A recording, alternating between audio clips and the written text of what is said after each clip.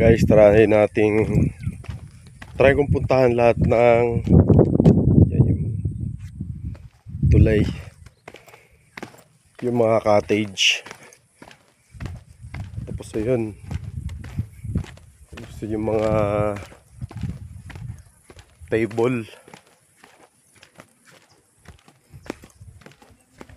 Overview niya, ang ganda guys. Yan o. Ito nga pala yung cottage nila. Sulit guys.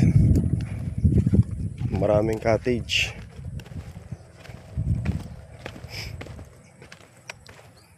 So yan yung mga table tsaka mga upuan na walang bubong. Ito pa yung iba oh.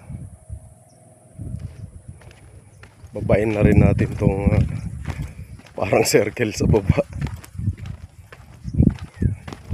Parang sabungan. Parang pang cockfight.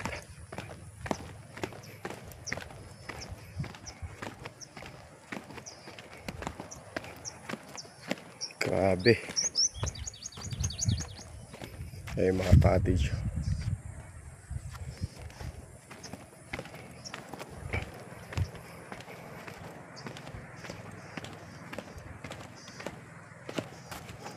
Ayan yung gilid nitong paraiso ni Ernesto. Ang ganda ng view.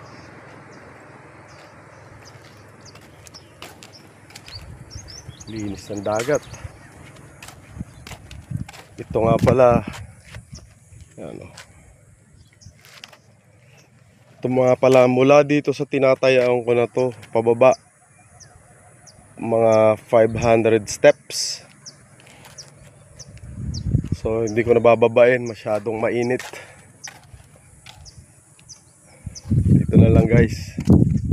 Abangan nyo na lang pag pinost ko na tong video, para mai-share ko sa inyo kung gaano kaganda sa mga may gustong magbakasyon. Ibang klase ang lugar, yung nature. Sulit.